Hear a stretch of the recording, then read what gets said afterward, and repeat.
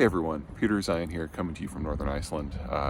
Just got to a spot that I could transmit, otherwise I would have sent this a couple days ago, but I'm sure as you all know, on August 26th, a militant group launched an attack on the Kabul airport, targeting mainly civilians, but also killing at least a dozen American service people.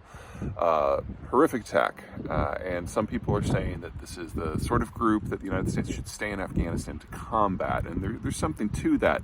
But you need to dissect this group a little bit more than that. They call themselves the Islamic State of Khorasan, also known as ISK, and they are an offshoot from the ISIS group that caused all those problems in Iraq and Syria a few years ago, if you remember that murderous terror group.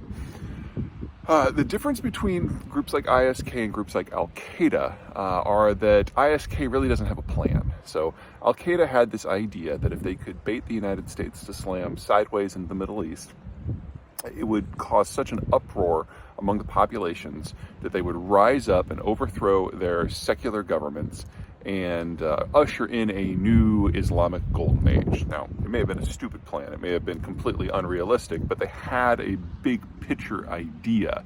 They focused on what the Islamic militants call the far enemy. Instead, ISK focuses on what they call the near enemy, the enemy that is at hand. And they don't really have a plan. They're more like the Seattle protesters, just with AK-47s. And as such, they're really capable of tactical operations, which are cruel and impressive, but they're not really capable of any sort of strategic thinking or long-term missive. Another thing to keep in mind about this group is that they hate a lot of people.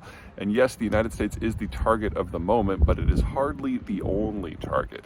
In fact, ISK considers itself to have two foes that are far more hated than Americans. They are Iran and the Taliban. So if the U.S. was going to stay to play whack-a-mole with groups like this, you really got to wonder if it's worth it, because we haven't really been doing that even when we've had forces there. We don't intervene whenever there's violence in Afghanistan, or at least that's not been the plan for the last 10 years. We intervene when there's violence against groups that we want to protect, or when we want to establish a safe zone. So there's a lot of times when there's shooting that the Americans just stand back because it's one Islamic group attacking another one. They call it green on green action, and there's a lot of it, and this is the norm for this region.